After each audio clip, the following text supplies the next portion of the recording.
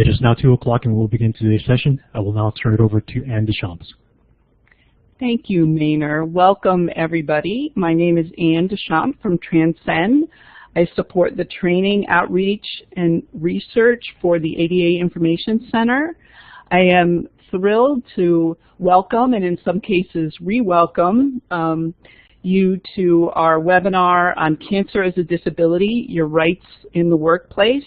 We appreciate your patience through our technical difficulties from last month, but we're happy to have Stephanie Fahuri, who is the Director of the Disability Rights Legal Center's Cancer Legal Resource Center, say that 5 times fast, to come talk to us about cancer as a disability and employment rights in the workplace. So without any further ado, Stephanie is a fabulous resource, and I'm so excited today to turn it over to you, Stephanie, to educate us all about this critical issue. Thank you so much, Anne. It's such a pleasure to be here, and I hope you're all excited to learn a little bit more about your rights in the workplace. So I'm going to go ahead and get started here by sharing a little background information about our program and our organization, just for those of you who are not familiar with our work. So this is slide 13. The Cancer Legal Resource Center is a program, as Anne said, of the Disability Rights Legal Center. DRLC's mission is to champion the rights of people with disabilities through education, advocacy, and litigation. And we provide at the CLRC information and resources to people with cancer-related legal questions, and that includes people who currently have cancer, cancer survivors, caregivers, and healthcare professionals. We are based on an education model, which means that we generally don't provide direct legal advice or represent clients, directly. But our goal is really to provide you with the information and resources that will help you understand your legal rights. Okay, slide 14. So I'm going to do my best to leave some time for questions at the end of the webinar. Hopefully I will be able to answer all of your questions, but if I'm not sure of the answer, or if you have questions that come up down the road, or if we run out of time, I want you to know that there is an opportunity for you to follow up with the CLRC directly. So we operate an online intake form on our website at clrcintake.org. If you are not able to fill out the online intake form, you can also leave us a message at our toll-free number, which is 866-THE-CLRC, or 866-843-2572. And then someone will call you back to complete an intake over the phone. All the information that we provide is free and confidential, and just so you have a sense of what some typical questions are that we get, or the topics, employment discrimination and rights in the workplace is actually the #1 issue that we hear about on our telephone assistance line. The next most common question has to do with getting and keeping health insurance and accessing treatment, and then generally we hear a lot from people who are trying to access disability benefits, either through SSI or SSDI, or some private insurance. So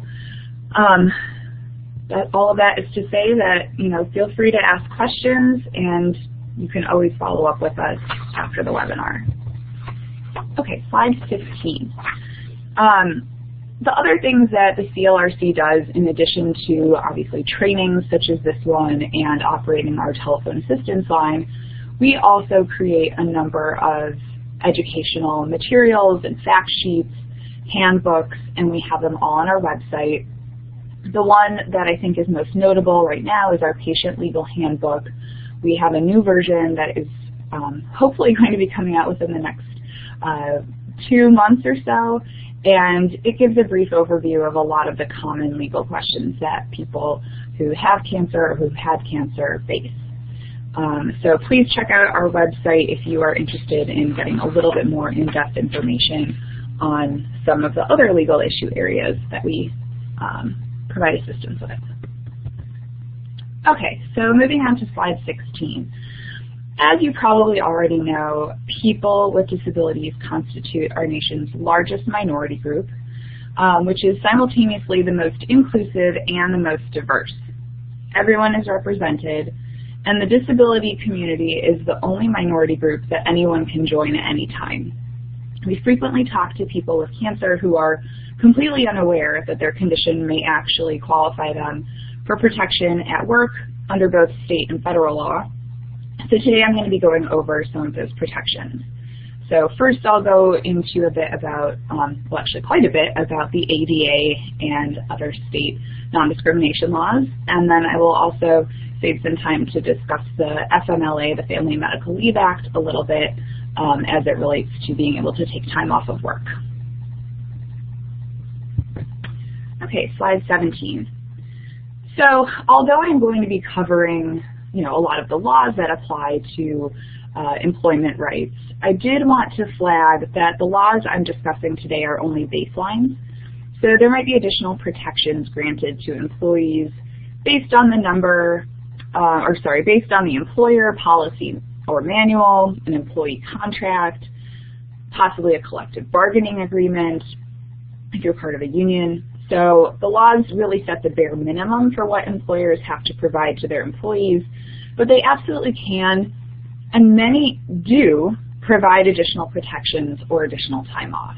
So I think, sometimes we think that, the employers are maybe the bad guys in this situation, but we are very familiar with a lot of very good employers who provide a lot of additional protections for their employees beyond what the laws require.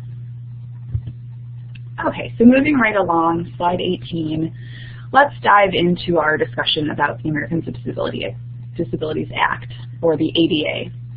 So the ADA was signed into law in 1990, and it is one of America's most comprehensive pieces of civil rights legislation that prohibits discrimination. And in this case, it prohibits discrimination against people with disabilities. Title I of the ADA provides protection from discrimination in employment, so that's what we're going to be focusing on today. So it prohibits discrimination against people with disabilities at all phases of employment. And the part about all phases is actually quite important because I think a lot of us assume that it maybe applies to just hiring and firing, but it's actually a bit more broad than that. So slide 19. As I mentioned, the ADA prohibits discrimination against people with disabilities in all phases of employment. So not only is an employer prohibited from firing someone or refusing to hire someone with a disability, they're also prohibited from treating people with disabilities differently with respect to training, benefits, compensation. On the slide here, I have a few other things listed, job advertisements, applications, recruiting, tenure and promotion, testing, training in the workplace. So the ADA really applies to all of these. So there cannot be discrimination against people with disabilities with respect to all other terms and conditions of employment. Slide 20. Not all employers are covered by the ADA. So state and local governments are covered regardless of how big they are, and private employers with 15 or more employees are covered. So if you work for a private employer, whether you work for a nonprofit organization or you work for a company that's for-profit, private employers have to have 15 or more employees in order to be covered by the ADA. If you work for the federal government or a federal agency, the ADA doesn't technically apply to you. Federal employees are actually covered by other federal laws, such as Sections 501, 504, and 505 of the Rehabilitation Act of 1973. So those different sections of that law apply to federal contractors, recipients of federal funding, federal sector employees, so if you work for a federal government agency, for example. And just as a heads up, if you do work for a federal agency, most of them have their own EEO procedures. So if you work for federal government, you might need to reach out to your EEO specialist or representative. But just as a heads up, the protections afforded to federal employees are essentially the same as what the ADA provides. So even though I'm not going to be going into detail about the Rehabilitation Act of 1973, just to give you a heads up, the protections are pretty much the same. Okay, slide 21. So an employee may be protected against workplace discrimination if they meet one of these categories for ADA protection. So the ADA protects people who currently have a disability, and I'll go into the definition of what actually constitutes a disability in just a couple slides. So currently have a disability, have a history of a disability, so maybe you were previously diagnosed with cancer, you've completed treatment, you're applying for a new job, they can't potentially discriminate against you because you previously had a disability. The third sort of prong here is that the ADA protects people who are regarded as having a disability. So if you are regarded as having a disability, that means possibly that, you know, maybe your employer knows about your diagnosis and starts treating you differently, even though you don't actually have something that amounts to being disabled or unable to perform your job. And then number 4, the ADA does provide some protection to people who have a relationship or are associated with someone who has a disability. And that last prong there can get a little confusing. So just as an example that I want to share, so I believe that part of the law was written in to protect caregivers of people who had HIV or AIDS, so that there wouldn't be discrimination against somebody just because of their association with somebody who has a disability. Now in the cancer context, that can sometimes come up where, you know, maybe an employer finds out that someone's family members have cancer or previously had cancer, and maybe they're concerned that they think, you know, their employee won't be able to you know, work as hard as they need to because they'll be distracted, or maybe they'll be potentially, you know, might contract the same illness that their family member did or their multiple family members did. You know, just having a relationship with someone with a disability is not grounds for discrimination. Employers are not allowed to discriminate based on that. So the law is pretty broad in who it provides protection to. Okay, so moving on to slide 22. So in order to be covered by the ADA, obviously, as we already mentioned, you have to work for a covered employer, but an employee does have to also be qualified for the position that they are either applying for or are currently performing. So to be qualified under the law, it means that you can perform the essential functions of the job with or without accommodations. So when they look to see whether or not the things that you're able to do are actually the essential functions of the job, they'll look to the written job description. You might look to the time spent performing those specific functions, consequences of not requiring the employee to perform that function. So essentially it's the basic job duties that an employee must be able to perform with or without accommodation. So I can't apply, so if I had a disability and I applied for a nursing position, for example, I'm not actually qualified for that position because even if I had accommodations for my disability, I wouldn't be able to perform the essential functions of the job because I'm not I don't have the proper training, I don't have the proper skills, I don't have the required job experience, I've never, placed an IV or cared for patients in that way. So, so you need to be qualified in addition to being either a person with a disability or a person with a history of disability, etc. Okay, slide 23. Before we go any further, it is important to understand the definition of disability under the Americans with Disabilities Act, because the term disability can mean a lot of different things in different contexts. So the way the Social Security Administration defines the word disability is different from how the ADA does, which might still be different from how a disability insurance plan through a private insurance company might define it. So I'm going to break it down here for you a little bit. So slide 24, disability under the ADA has essentially three major parts to the definition. So to be a protected person with a disability under the ADA, there are three parts. First, you have to have a physical or mental impairment. That physical or mental impairment has to substantially limit something called a major life activity. So physical or mental impairment is pretty self-explanatory. Not going to go into detail about that, but as you can imagine, going through cancer treatment, having a cancer diagnosis, potentially that is a physical or mental impairment. And then the question is, does it substantially limit major life activity? So, slide 25. Here are a few examples of something that is a major life activity. If you have an impairment that substantially limits one of these, you might be qualified as having a disability under the ADA.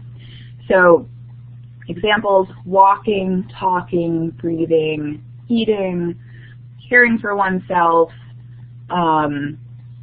let's see, standing, lifting, bending, essentially, many of the things that you associate with just sort of the activities of daily living.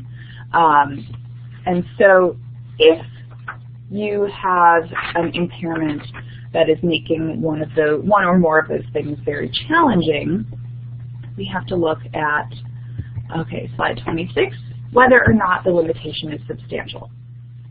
So a substantial limitation is an inability to perform a major life activity in the way that an average person in society would be able to perform it. And just as a heads up, this applies not just to the specific diagnosis or illness, but also the side effects of the treatment. So maybe the actual diagnosis that you have isn't really interfering with your daily life, but the side effects of the chemotherapy or the radiation are what's really causing fatigue or causing confusion or any number of other things. So it's okay if we're evaluating this based on the side effects of treatment in addition to the diagnosis. So an impairment does not need to prevent or severely or significantly restrict a major life activity to be considered substantially limiting. Essentially, you'll look at the nature and severity of the impairment, the expected or actual duration, the impact of the disability on your actual life.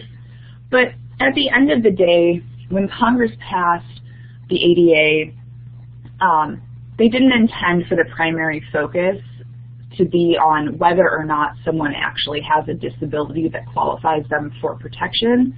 This part of the analysis is generally pretty straightforward and pretty simple. Honestly, some employers, or many employers that I'm aware of, don't necessarily even really look at the duration. A lot of employers are willing to make accommodations for temporary disabilities. So if we're thinking about, you sprained your wrist versus having carpal tunnel, obviously having carpal tunnel will potentially impact you long term with respect to typing and sitting at your desk and you might need an ergonomic work environment or something like that. But even if you've sprained your wrist or, broken your arm and it's in a sling temporarily, a lot of employers will also, make accommodations for that sort of thing. So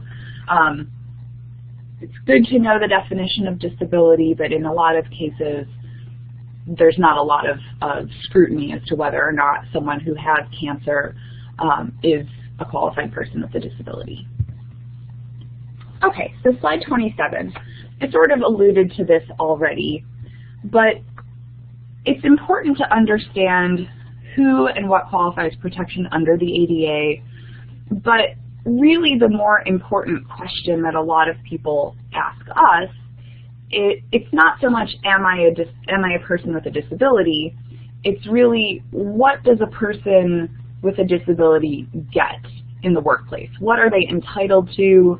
What does the ADA do for an employee with a disability? So aside from obviously prohibiting discrimination, individuals who have a disability in the workplace are potentially entitled to something called reasonable accommodations. So a reasonable accommodation is a change or adjustment in the work environment that enables an individual with a disability to enjoy equal benefit and employment opportunity.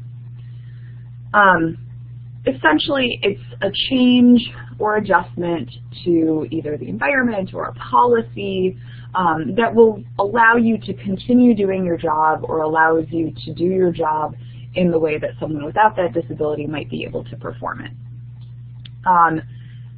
And as I went over the 4 different groups of people that the ADA covers, reasonable accommodations are only available to people who currently have a disability or potentially to people who have a history of a disability. So if you are a caregiver or if you have a relationship or are associated with someone who has a disability, since you aren't the one that actually has the impairment, you are not entitled to accommodations. But if you currently have a disability or previously had one, it's possible you might be entitled to a reasonable accommodation. Okay, slide 28. So not only are employees with cancer and other disabilities able to ask their employers proactively for a reasonable accommodation, employers are actually required to make reasonable accommodations unless the accommodation would be considered an undue hardship. So undue hardship means a significant difficulty or expense, and it refers usually not just to financial difficulty, but to accommodations that might be really extensive, really substantial, or potentially disruptive, or to those that would fundamentally alter the nature or operation of the business. An employer has to look at reasonable accommodations on a case-by-case basis to see whether or not the accommodation requested would actually cause an undue hardship. So undue hardship is on the employer to prove, so the burden is on the employer to show, no, we can't provide this accommodation and here's why. It's not up to the employee to have to show that it's not an undue hardship. Hopefully I framed that appropriately. But essentially, employers are required to provide accommodations to someone who needs it unless there is some really significant expense or it would really dramatically alter either the business in general or the person's position. So just to clarify that a little bit on slide 29, although accommodations have to be reasonable, there are a few things that the employer does not have to do. So an employer does not have to eliminate essential functions or completely redefine the person's position. So if you're working somewhere and you realize that you need accommodations to continue working, they don't have to completely change around the essential functions of your job as an accommodation. That would not be considered reasonable. An employer would also not have to create a brand new position to move someone into. And they also would not have to move another employee from his or her position to accommodate someone else.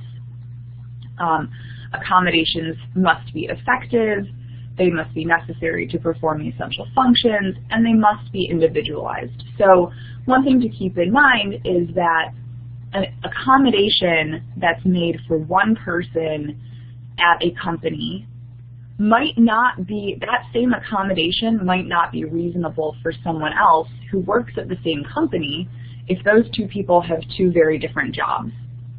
So it's really important for employers to look on a case-by-case basis to see what makes sense not only for their company, but obviously for the specific employee and their specific job functions and position.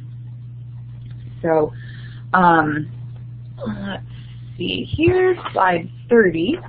So here are a couple of examples of reasonable accommodations. So, excuse me, once it's been determined that someone is a qualified individual with a disability under the ADA, he is entitled to request a reasonable accommodation from his employer if he needs it to do his job. So some examples of accommodations that a person with a disability or cancer or other chronic illness might need could be modification of the physical work environment, job restructuring, possibly extended period of leave time. But, you know, some people need a shortened workday or a flexible schedule. They might need to work from home, either temporarily or periodically or permanently. Sometimes, depending on the position, permission to use a phone to call a doctor, or additional rest periods in order to, or break periods to make phone calls or to, you know, run to the doctor's office. Sometimes job sharing or reassignment to a vacant position, acquiring or modifying equipment or devices. There's a lot of different options. So the list I just mentioned is certainly not exhaustive. There are plenty of different options for accommodations. And like I said, it really just depends on the person, their needs, and their position, and then also need to be balanced against the needs of the company. Hey, Stephanie, can I interrupt for a second here? Absolutely. In your experience, because I'm just sensing a lot of people want to ask this question, in your experience, what is the most commonly requested accommodation for people who are dealing with cancer? That is a good question. I would say, you know, just based on the feedback that we get from people on our telephone assistance line, it seems like either flexible work schedules or working from home are two of the really common requests. And that can get kind of tricky, obviously, again, depending on the type of job that someone has, because if you work as a doctor or a surgeon, you know, working from home is certainly not going to be reasonable for your position unless you have a, I don't know, a sterile operating room in your back house or something. And then, you know, flexible work schedule usually is a bit more, bit easier to accommodate. But I would say, you know, just based on our experience and the people that we speak to, those are probably the two more common ones. Thanks, Stephanie. Sure. Okay, so moving on to slide 31. So obviously, as we've been discussing here, employers must make reasonable accommodations. And I'm going to come back to the issue of taking time off of work under the Family and Medical Leave Act later in the webinar. But I did want to flag the idea of taking time off as a reasonable accommodation because it is relevant here to this part of the conversation. So sometimes you might need flexibility in your schedule, flexibility taking time off. Maybe you just need a day here or there to, you know, attend a doctor's appointment or to recover from treatment. Your employer might grant you that time off as an accommodation even if you aren't otherwise eligible for extended medical leave under, you know, FMLA or another law. So another option here is if you have taken medical leave and you need to extend the leave, that might also be considered a reasonable accommodation. So essentially when we're thinking about asking for time off as a reasonable accommodation under the ADA, typically if you're asking for a very short amount of time off, employers will often sort of work with you. It won't be necessarily considered an undue hardship. But again, this is a case-by-case basis, so you know, none of this is absolute.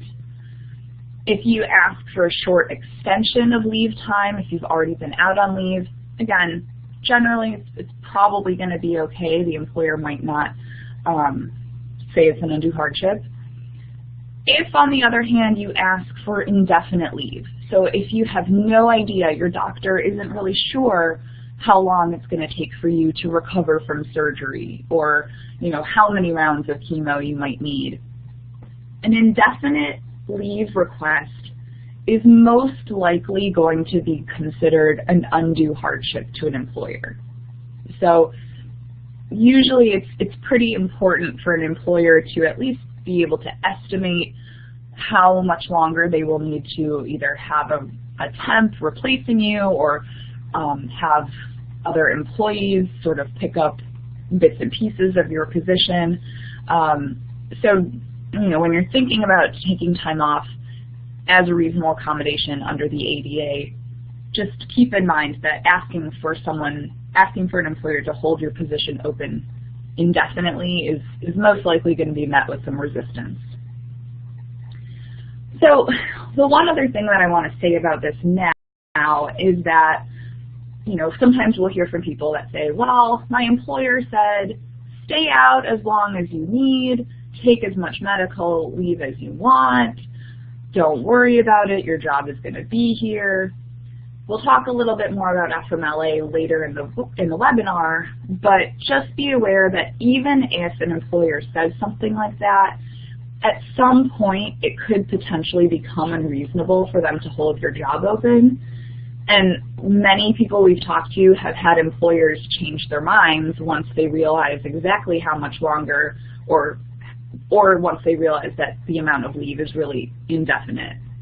So it's important to know your rights as far as leave time goes. If you can, it's a very good idea to have everything documented in writing, especially promises like, I'll hold your job open as long as you need it. So just wanted to flag that. Okay, so now we're going to talk a little bit about the process for actually requesting accommodations. An employee can, and this is slide 32, an employee can make a request for reasonable accommodation, or an employer can ask an employee if an accommodation is needed, if they sort of get the feeling or observe that there might be a needed accommodation. It's really best to notify an employer as soon as the employee realizes that there's a need for an adjustment.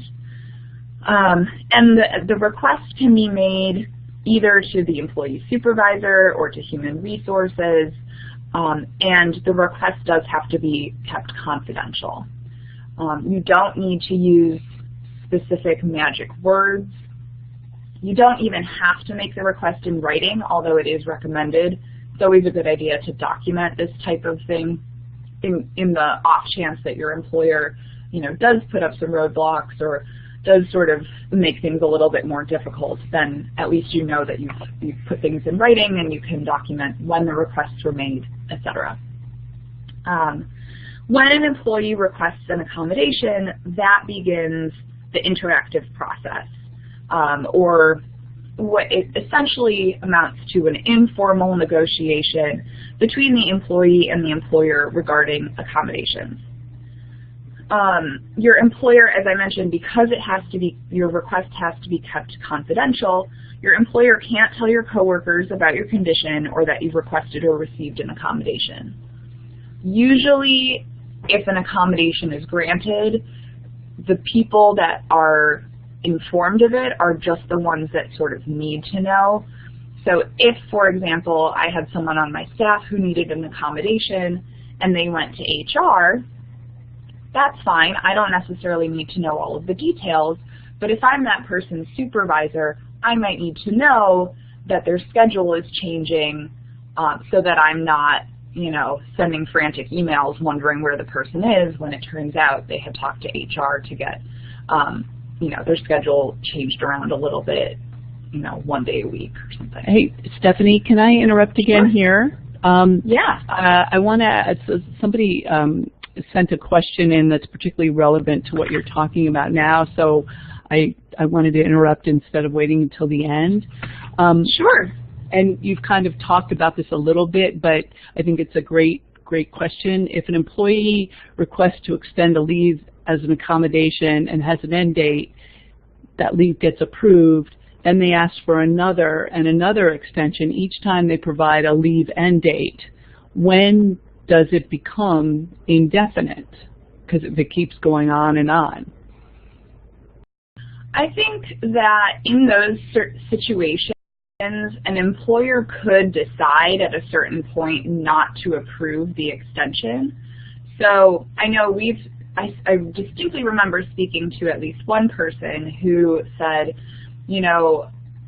by the company policy, they say you're entitled to X amount of medical leave. If that's not enough, everyone is granted a 30-day extension. But if you request another extension beyond that, it's probably going to be denied.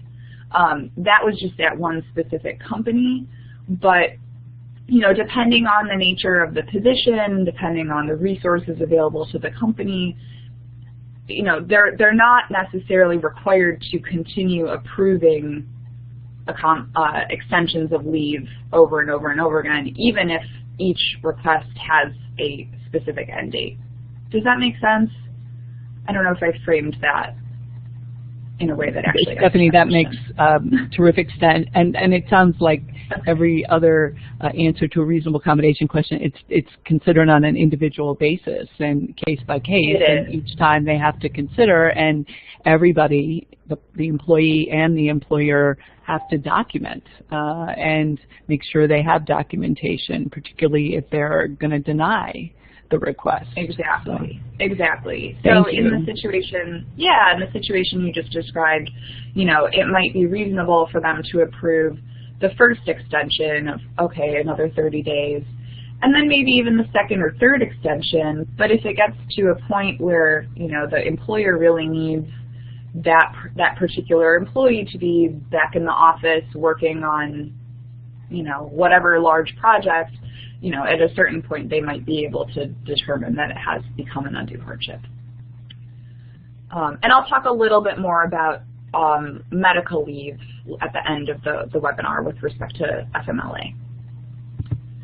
Thanks, Stephanie. Okay, so sure. So moving on to slide 33, I mentioned that this sort of informal negotiation surrounding reasonable accommodations is referred to as the interactive process. So that's a phrase that was coined by the EEOC.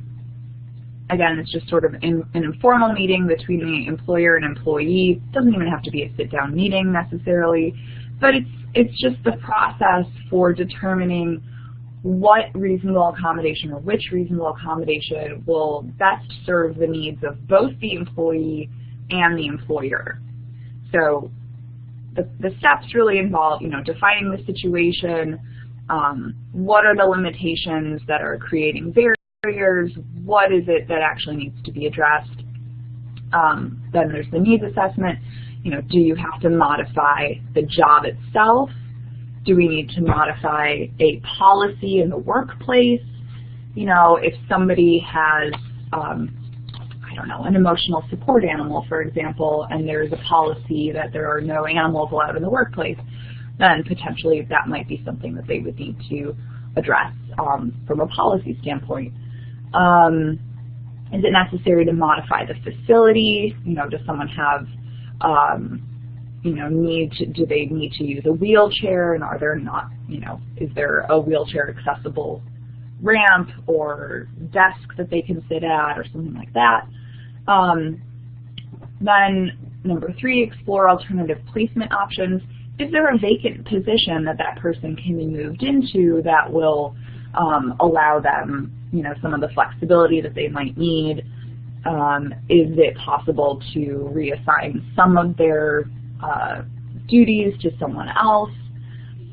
Then you might need to redefine the situation based on the things that you've determined in the previous steps. And then number 5, this is something that I think not everyone realizes when they request accommodations, but it's an ongoing conversation. So if you and your employer go through this interactive process, you figure out, yes, we're going to change my schedule a little bit so that I work longer hours Monday through Thursday, and then I get Fridays off to recover from, or Mondays off maybe to recover from my chemo treatments. That doesn't necessarily mean that you will maintain that altered schedule forever.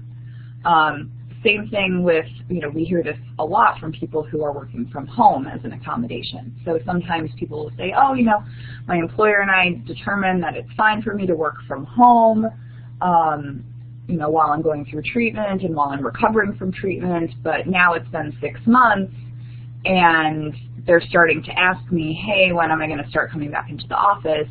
I thought I had this accommodation, what gives? Well, the answer is, employers must continue to sort of negotiate this, and it's possible that an accommodation would only be reasonable for a certain amount of time.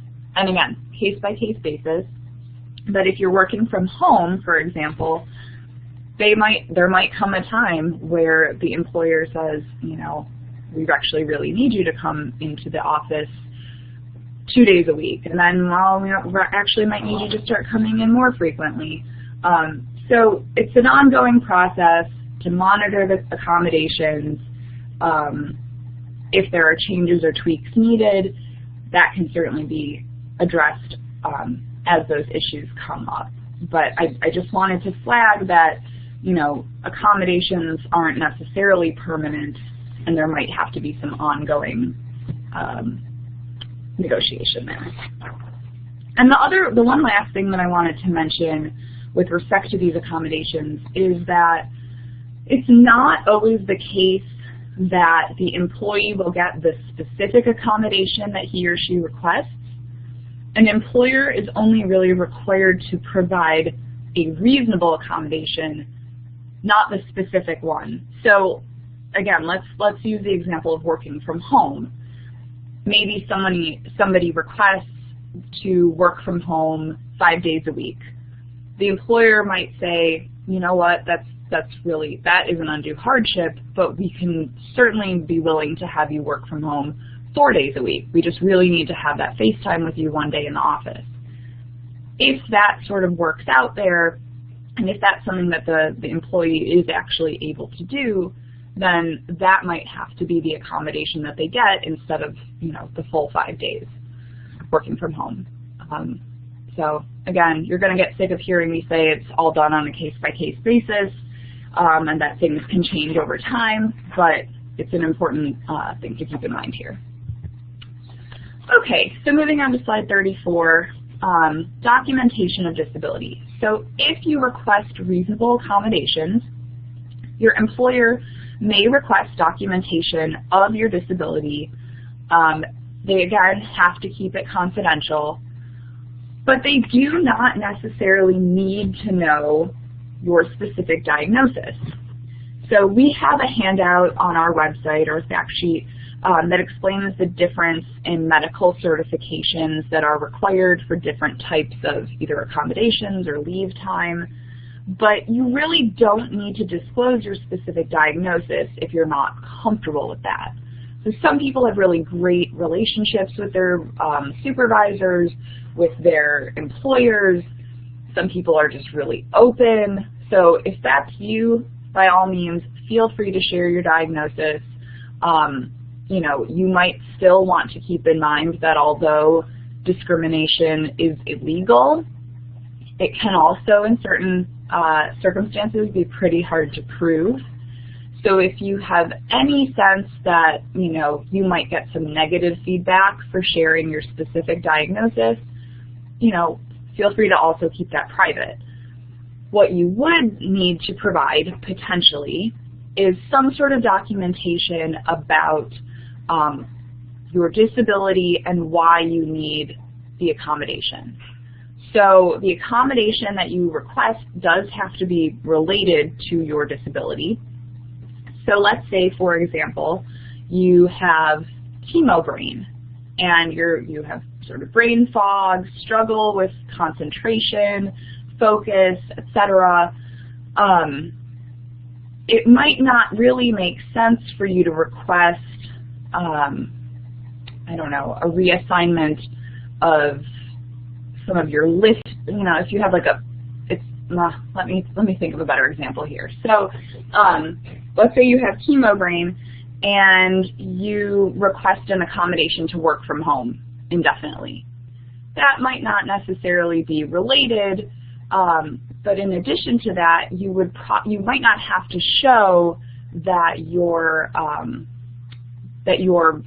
concentration issues are specifically related to chemotherapy and your cancer treatment. You might be able to have a different doctor, maybe your primary care doctor, document that you're having some cognitive issues. They don't necessarily need to say why that is, but then that might satisfy your employer's request for documentation of your disability.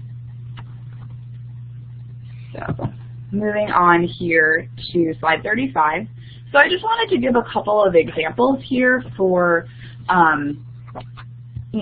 sort of real world examples and accommodations that might apply to these situations. So the next two slides give some examples. Example 1, so Sylvia is a 43-year-old woman. She works at a major chain retail store as a cashier. She's going through chemotherapy to treat her breast cancer. Side effects from her treatment include fatigue and more frequent trips to the bathroom. Now, you don't have to put this in the chat box at all. I just want to pose this question so you can think about it for just a couple seconds. So based on this scenario, think to yourself, okay, what kinds of accommodations might be reasonable for Sylvia? So, okay, she works for she's a cashier, she's going through chemo, she's experiencing fatigue, needs to go to the bathroom more frequently. So some possible accommodations for her could include additional break periods or the possibility of taking shorter breaks more frequently, assignment to a cash register closest to the bathroom, a stool for her to sit on instead of having to be on her feet for the whole shift. If her immune system is compromised, it might make sense for her to request to wear plastic gloves or latex gloves to limit her contact with germs. So those are a couple of examples of accommodations that might be appropriate in this situation. On slide 36, I have another example. So Jose is a 51-year-old man. He works as an office manager at a mid-sized company. He's going through treatment for his colon cancer, including surgery. Side effects from his treatment include fatigue, difficulty concentrating, lifting restrictions, among others. So again, let's think, what are some accommodations that might be reasonable for Jose? So possible accommodations for Jose might include, again, additional rest periods, maybe flexibility to work from home from time to time, depending on his essential functions and whether his position actually requires all of his work to be done in the office. For Jose's concentration issues, possible accommodations might include having an assigned note taker in meetings, being able to record meetings, moving his desk to a quieter location where he can focus more, possibly allowing him to wear earplugs to drown out unnecessary noise. And then, as an office manager, Jose might be in charge of organizing office files, replacing the water jug in the break room, bringing in, sending out mail. So possible accommodations for his lifting restrictions might be to temporarily reassign some of his non-essential tasks to other staff members, since it really doesn't matter, for example, who is in charge of replacing the water jug in the break room. So, you know, his employer would not have to completely, you know, revise his job description and sort of farm out all of his essential functions. But if there are certain things that are not essential to his job that other staff members could do on a temporary basis, that might be something that's reasonable. Okay, slide 37. So I just want to flag that we do get a huge number of questions about employment issues, and although laws like the ADA prohibit discrimination against people with disabilities, including cancer, employers are not prohibited from taking negative employment actions against someone if their work performance is suffering or they aren't performing the essential functions of their job and the employer doesn't know about their need for accommodations. It's generally the responsibility of the employee to ask for changes to the work environment before your work suffers.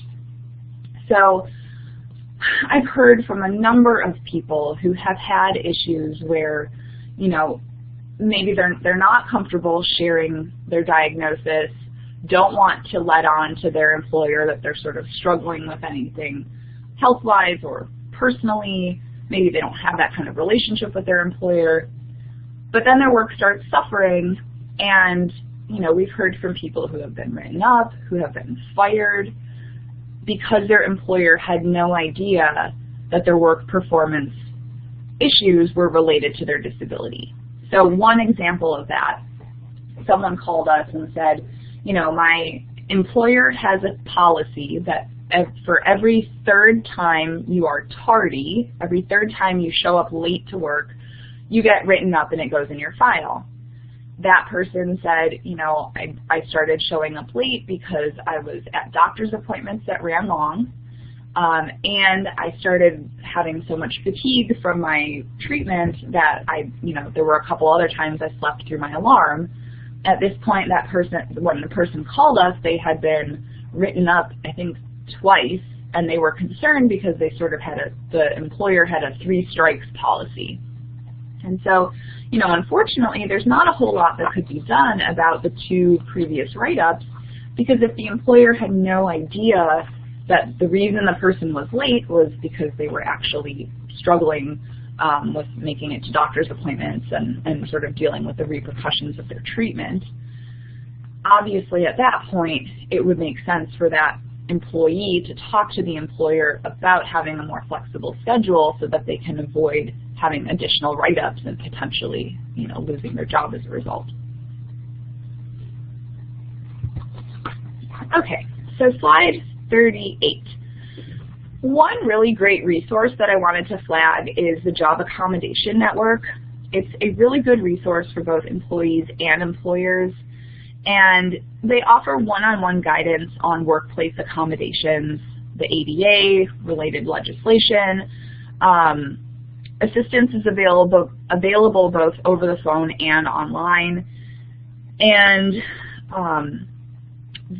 we refer a lot of our callers to them directly for you know, practical solutions. They have information on their website about accommodations. And one of the things I found really interesting, some of their quick facts that they have on their website, is that apparently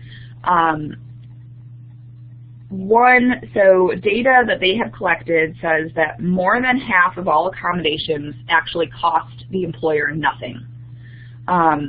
Furthermore, JAN's statistics show that most employers report financial benefits from providing accommodations due to reduced costs in terms of insurance and training new employees and increased worker productivity. Additionally, one government study showed that most accommodations cost less than $500. So if 56% cost nothing and the rest typically costs less than $500, you know, certainly there are other arguments to be made about whether something is an undue hardship or not, but financially, most accommodations would not pose a hardship. So I strongly recommend reaching out to the Job Accommodation Network if it seems like some of their practical solutions might be helpful for you. Okay, slide 39. So in addition to the ADA, many states have their own state fair employment laws.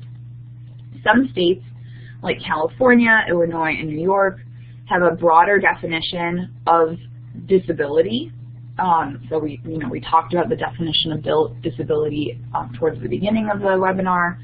Some states have much broader definitions, and 4 states specifically identify cancer as a disability in their statute.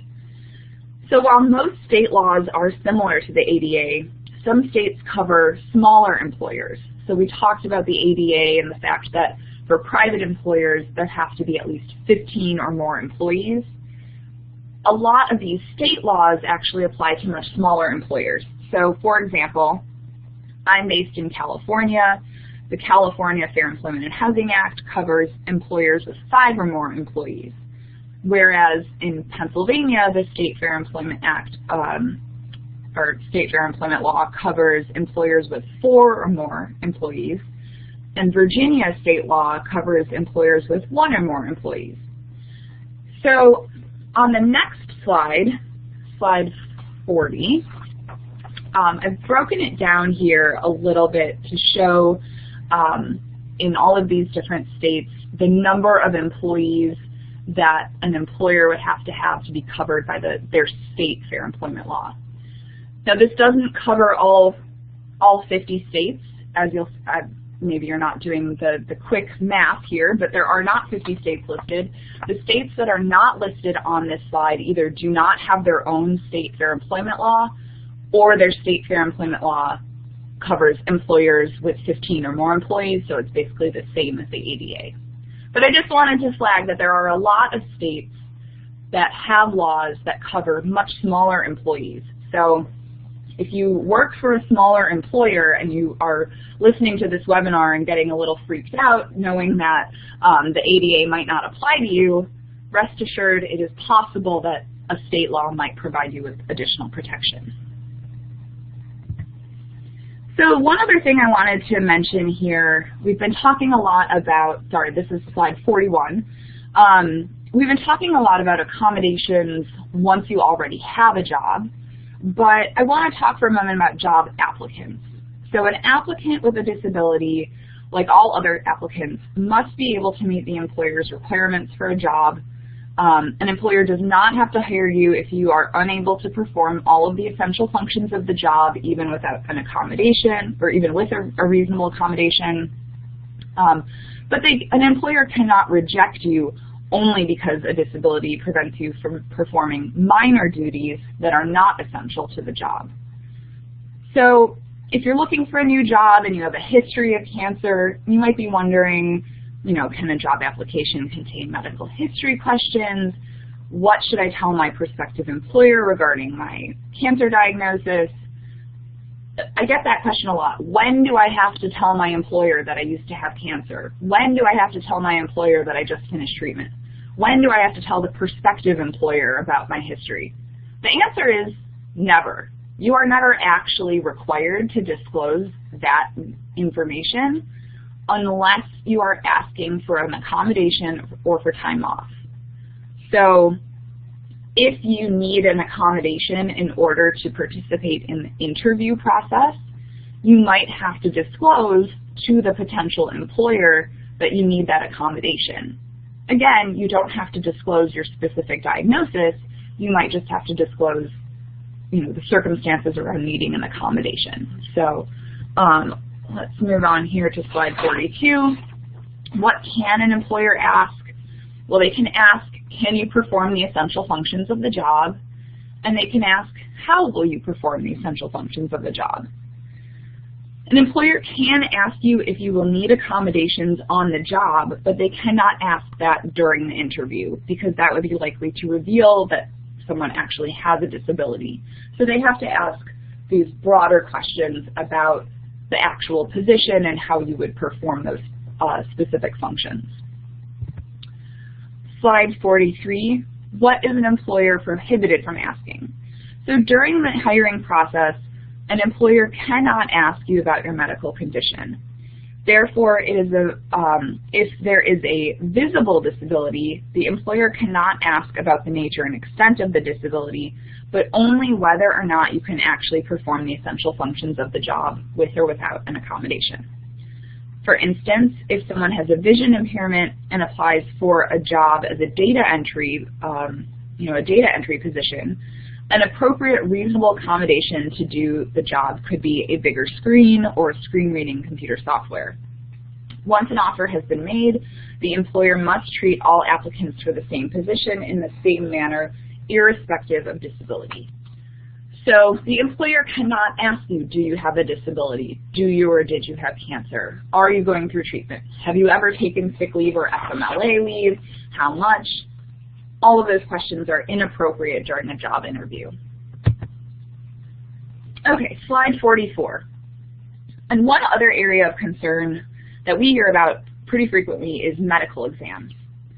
An employer cannot require a medical exam prior to offering a job.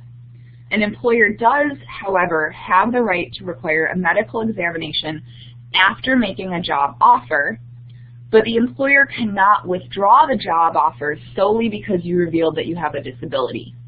Instead, the employer can withdraw the job offer only if it can show that you are unable to perform the essential functions of the job, or that you pose a significant risk of causing substantial harm to yourself or others.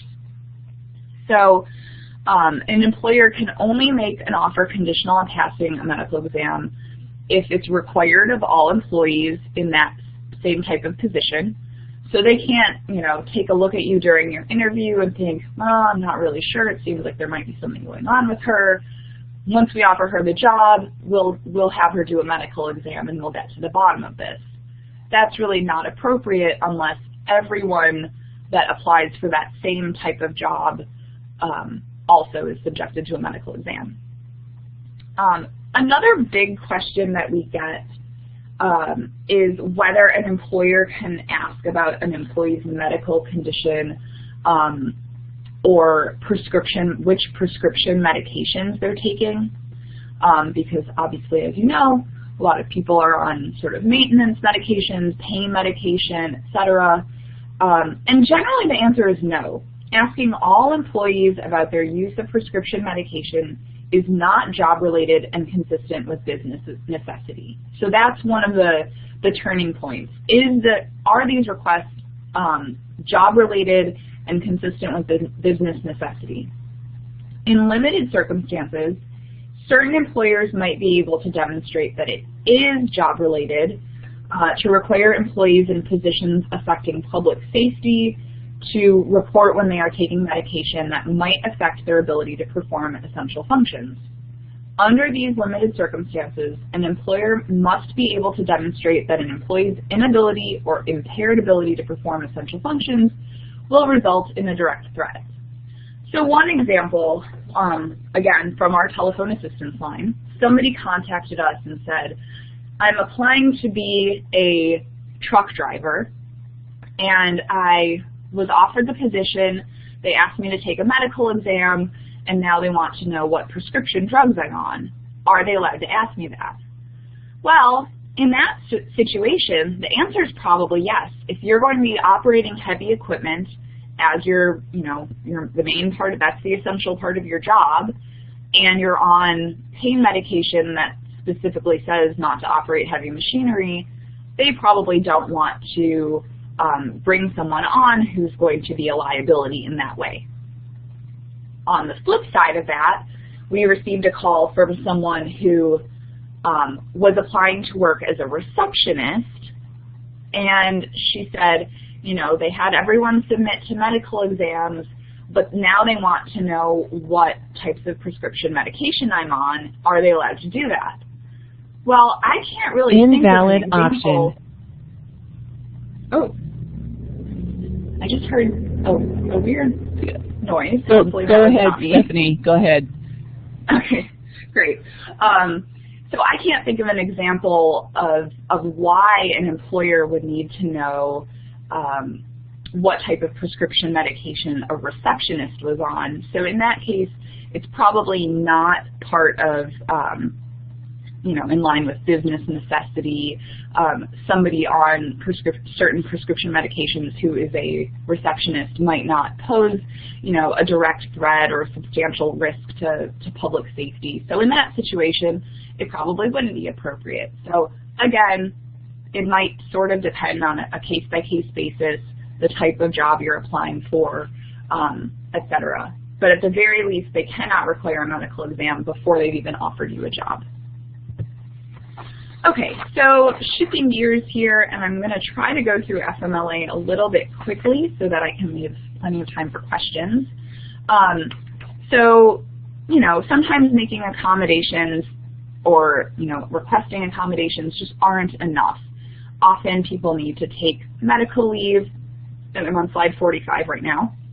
A lot of people end up needing to take some sort of medical leave during the course of their careers.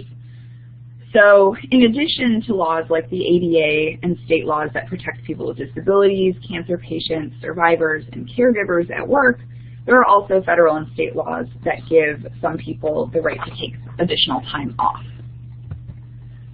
So slide 46, the Family and Medical Leave Act, or FMLA, provides for up to 12 weeks of unpaid job and health benefit protected leave per year to either take care of yourself if you are the one that's sick, or to take time off so that you can be a caregiver for a covered family member.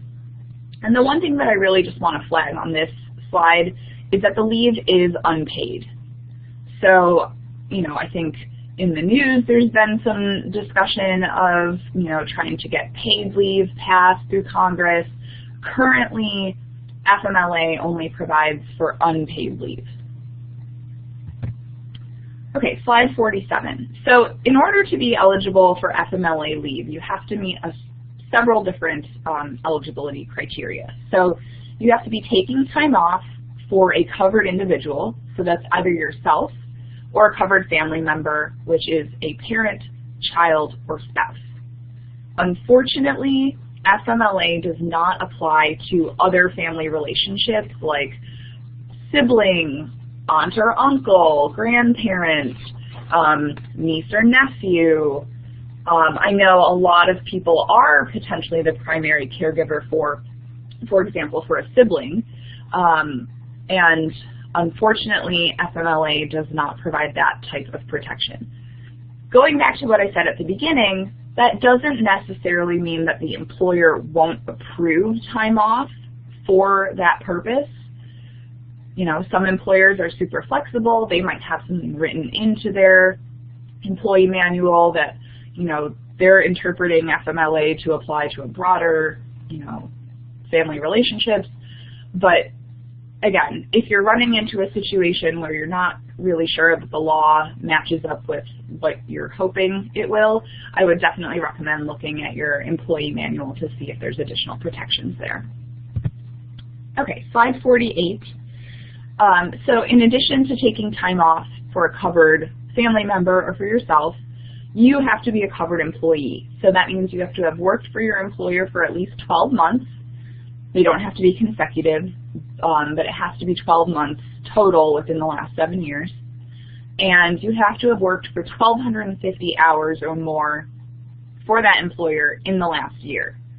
So that averages out to be about 20 to 25 hours per week if you, depending on whether you took any vacation time. So sometimes we hear from people that they say, oh, well, I thought FMLA is only for full-time employees. Not necessarily.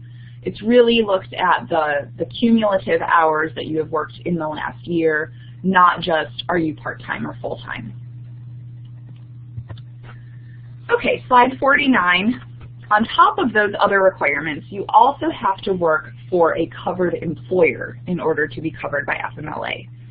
So all public employers are covered, local, state, federal, government, and then some large private employers. So in order to be eligible for FMLA, if you work for a private employer, your employer has to have at least 50 or more employees within a 75-mile radius of where you report to work.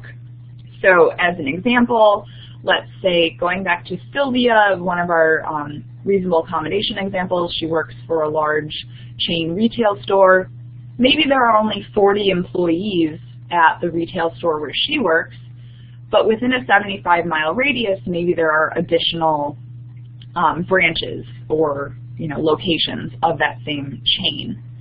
Assuming that the other branches or the other locations have additional employees, if it all adds up to more than 50, then potentially they are all entitled to FMLA benefits. And again, although FMLA only applies to these large private employers, plenty of smaller employers offer some form of medical leave. So it's always a good idea to check your employee manual. Okay, slide 50. So the 12 weeks, as I mentioned at the beginning, FMLA provides up to 12 weeks of unpaid leave where your job is held open for you and your insurance benefits are maintained. So sometimes we hear from people and they say, well, I don't need 12 weeks. I just need to be able to take 2 weeks off right now to deal with this one minor surgery and recover. Why would I take FMLA if I don't need 12 weeks? Well, the answer is you can take intermittent leave. So you can take a day at a time or a week at a time as necessary. Or if you have a really serious surgery coming up or really, intense treatment schedule, you can take all 12 weeks at once. You're entitled to do either. So, just because you don't need all 12 weeks at once doesn't mean that you're wasting the time or using it up. Okay, so slide 51. I mentioned previously that for reasonable accommodations, your employer might require some sort of medical certification. The same is true for FMLA. Sometimes employers won't, depending on the employer, depending on the situation, they might not request some sort of medical certification. If you call in, you say you have the flu and you're out for a week, they might not need a doctor's note. Some employers might. If you are planning to take FMLA leave or if the need arises suddenly, your employer certainly is entitled to ask for certification. Again, you don't have to disclose your specific diagnosis. If you really don't want to disclose to your employer that you have cancer, one easy way around that is to potentially ask a different doctor, so not an oncologist, to fill out a medical certification. So they might say that, you have some of these other side effects of your treatments, you're experiencing brain fog and fatigue and, et cetera, et cetera, et cetera, but they don't actually need to put in the word cancer there. Employees can be denied leave for not providing certification, so that is something that's pretty important. If you think that there might be a need to take FMLA leave in the future, you might want to plant that seed with your doctor sooner rather than later that, hey, things are getting a little hectic at work. I know we have this surgery scheduled. I'm probably going to be asking you soon to fill out a certification. And often, there's often a little bit of turnaround time for a doctor to fill something like that out. So just make sure that you're keeping that in mind. Okay, so slide 52. While you're on FMLA, you can choose or your employer can require you to use your sick or vacation time. So I said that the leave is unpaid. A lot of people have, vacation or sick time accrued. And one question that we'll get is, oh, I have 4 weeks of vacation accrued. FMLA is 12 weeks. Does that mean I get 16 weeks off of work? Usually the answer is no. Usually what that would amount to is you're on FMLA for 12 weeks, 4 of those weeks are paid because you're using up your vacation time concurrently. So it's possible that some employers might allow you to, extend the leave that, using your sick or vacation time, but most frequently we hear from people who, they need the income while they're on FMLA. So substituting or using the sick and vacation time concurrently is one way to make sure that you do get paid during that time. Okay, slide 53. What if you are not qualified for FMLA or the 12 weeks is not enough time? We already discussed this a bit. You know, you can first check your employer's policy. Many employers allow for more time off than is required under the law. For example, I work for the Disability Rights Legal Center. We don't have 50 or more employees, but we are, our employee manual does make it clear what our medical leave rights are. Once you've checked your employer policy, you know, a lot of larger employers too, like very large employers, they'll often have in their employee manual that, you know, you can take 6 months of leave. Sometimes it's a year worth of medical leave. So I can't emphasize enough how important it is to check what your employer's policy is and then compare that to, you know, what your rights are under the law, because a lot of times, especially at large employers, you might have a lot more protections than you were anticipating. And you know, if you're not able if you're not eligible for FMLA, or if you've exhausted all your time off and you need an extension, you can request additional time off as an accommodation under the ADA. So one final note there, again, employers do not have to hold a position open indefinitely. So if you are feeling, I'm on slide 54 now, if you are concerned that you have been subject to disability discrimination at work, the first place to start is to probably bring the issue to the attention of your supervisor or HR manager.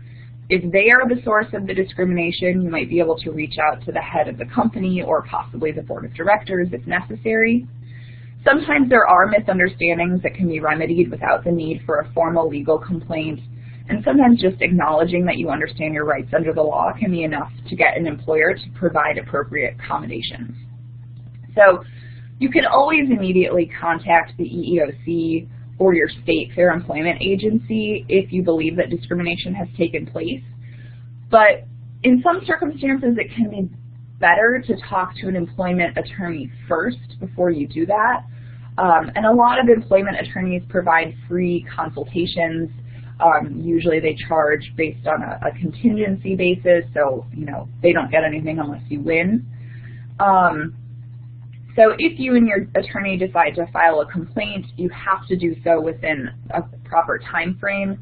If you're filing a charge with the EEOC, it generally has to be done within 180 days of the alleged discrimination. You might have 300 days if you're filing with a state agency, but really pay attention to deadlines. Don't let some of this stuff linger. We hear from too many people who say, you know, oh, I think that what my employer did was wrong and they ended up terminating me, but I had to deal with, you know, I had to get better, and now it's been over a year, and now I want to try to hold the employer, you know, responsible for this discrimination that took place. You know, unfortunately, you might have waited too long if that was your situation. So it's always a good idea to reach out and try to get educated on what your rights are sooner rather than later so you don't miss any deadlines. Okay, slide 55, FMLA interference complaints.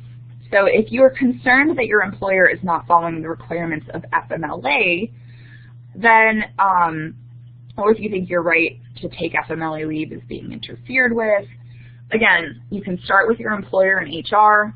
A lot of HR departments are very well-intentioned and maybe aren't completely familiar with the laws that might apply. So again, it can't hurt to let them know that you know what your rights are. And you, again, might want to consult with an attorney who specializes in employment law. It's possible that negotiating with the employer or sending a demand letter might resolve the issue. And again, an attorney can also advise you as to whether it would be preferable to file a complaint with the Secretary of Labor. The Department of Labor is the agency that oversees FMLA, or if it makes sense to file a private lawsuit against the employer. So it's always a good idea to check in with an attorney. Okay, so slide 56, I have a few useful resources that are listed here. The ADA.gov has a lot of very, very useful guidance and information about the Americans with Disabilities Act. Same with the EEOC website. I've also included a link to the Job Accommodation Network as well as the Department of Labor. Okay, so now I'm on slide 57. I was able to save a few minutes here for questions. So Anne, let me know how I can try to answer some of these questions for these wonderful people that have joined us today. Stephanie, thank you so much. First of all, kudos to you for getting through the presentation and leaving some time for questions. I'm impressed. Thank you. Thank you for the great information. We do have quite a few questions. We're not going to be able to get to all of them, but there are a couple that I think are that we've received multiple versions of.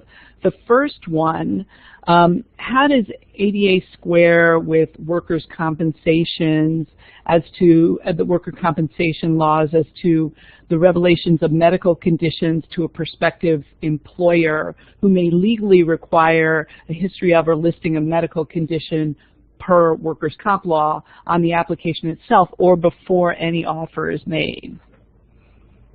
Oh my goodness. I will just say right off the bat that workers' comp is not my area of expertise. So I would probably prefer to answer that question offline than try to make something up. So I'm happy to, if somebody, whoever asked that question, if they want to reach out to the CLRC directly, I'd be happy to look into that a bit more.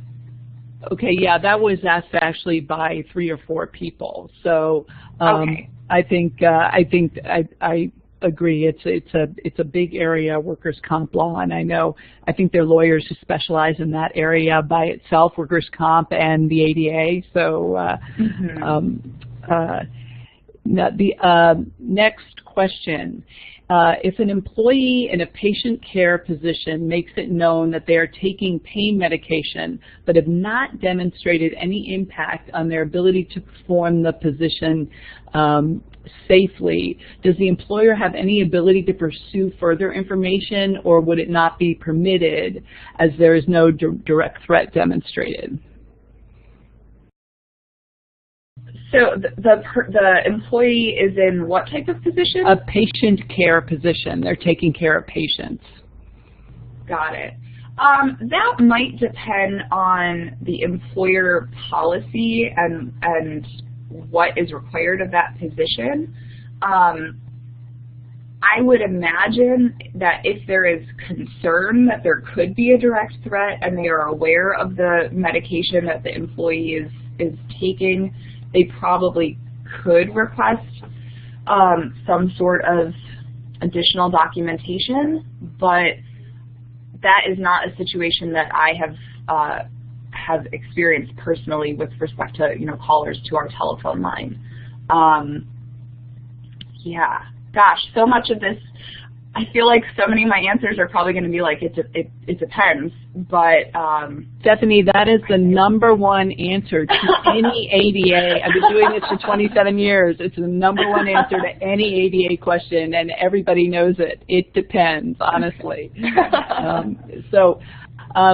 Okay, moving on to some other questions.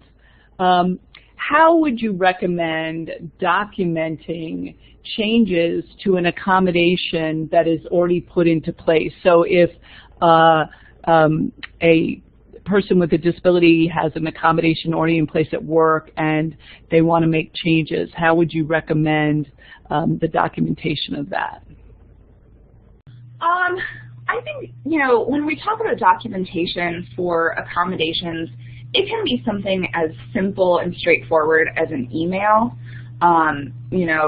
You could email your supervisor or HR department and simply say, per our agreement on January 1st, this is the type of accommodation I'm currently receiving. I would like to request this change. You don't have to use special language. I think it's helpful to refer to the fact that you might already have an accommodation in place that needs, some sort of revision, but I think that doing it by email is probably the simplest thing, or certainly having a conversation in person and then following up with an email, just so that you have some sort of written documentation of the request. Oh, okay. Next question, and this answer might seem obvious, but I think it would be great for you to address it because I know this comes up quite a bit. What can an employer do if a person with a disability, with cancer, is not performing the basic responsibilities of the job even after accommodations are made? So they've already implemented, they've gone through the interactive process, implemented, requested accommodation, and the person with a disability is not performing. It's a tough situation, and certainly it is a very tough situation. You know, the first thing I would say is, you know, maybe go back to that interactive process and try to see if there are different or additional accommodations that could be made. That, you know, it's possible that the employee's, you know, condition has gotten worse or has changed, and maybe the accommodation that was originally agreed upon is no longer one that is effective, but maybe there is an alternative accommodation that is effective. If you have gone through that process, you know, repeatedly, and no accommodation is really making it possible for that person to continue to do their job, and assuming that, you know, in this interactive process you also looked into other vacant positions that the person could be moved to, you know, at that point, if the person really isn't able to perform their job, I would say there are potentially two different options. If medical leave is something that is open to the employee, maybe they haven't exhausted their FMLA leave, or maybe, you know, the employer is willing to make an additional accommodation to give the person some time off to sort of recuperate, and then maybe come back to work, you know, in a few weeks or in a month or whatever, maybe to start a little bit fresher. That could be a potential option. But, you know, at the end of the day, an employer is not required to make accommodations for someone who's not qualified for the job. If there are no reasonable accommodations that will allow someone to perform the essential functions of their job, they're actually not even a protected person under the ADA, right? So one of the requirements of the ADA is that someone has to be qualified for the position. And if you can't perform the essential functions of your job with or without an accommodation, you're not qualified, and an employer is not required to keep you in that position. So, I mean, that's a long-winded, nicer way of saying that, you know, potentially job termination is an option if there are no accommodations that will allow that person to continue to perform the essential functions. Thank you, Stephanie. Thank you so much for this great information. We really appreciate it, and what a fabulous resource you are. We're going to move on now to slide 58. Okay. Requests for certificates of participation. Please consult the reminder email you received about the session for instructions on obtaining a certificate of participation for this webinar. Requests for the certificate of participation must be sent to adatraining@transcend.org no later than 5 p.m. tomorrow, Eastern Standard Time, Friday, March 16th, 2018. Slide 59. The Certificate of Participation code for today's webinar is Employment Rights. Again, the Certificate of Participation code for today's webinar is Employment Rights. Slide 60. Again, many thanks to Stephanie Fahuri for this terrific webinar. For those of you whose questions we weren't able to get to, and I know there were a number of you, or who have questions that come up as you think about the information presented here, please feel free to reach out directly to the Cancer Legal Resource Center telephone assistance line. As Stephanie said at the beginning of the webinar, you can fill out an intake online form at www.clrcintake.org, www.clrcintake.org, or you can leave a voicemail at 1-866-843-2573, and someone will contact you to complete the intake over the phone. Upcoming ADA conferences that you might be interested in. June 17th through the 20th is the ADA Symposium put on by our sister organization, the Great Plains ADA Center. This year it's taking place in Pittsburgh, Pennsylvania. Again, that's the ADA Symposium, June 17th through 20th in Pittsburgh, Pennsylvania. And then our own ADA Update, September 4th through 6th. It's a little earlier this year, September 4th through 6th in the booming metropolis of Tysons, Virginia. We also encourage you to go to adainfo.org, click on training, and check out our archive section of all our webinars where you can get more information. Thank you again, Stephanie. We appreciate it. Our toll-free number here at the Mid-Atlantic ADA Center is 1-800-949-4232. If you have questions or forget Stephanie's contact information, we can hook you right into her. Our email address is adainfo@transcend.org, and our website is www.adainfo.org. Thank you very much, everybody, and have a fabulous afternoon. Thanks so much, everyone.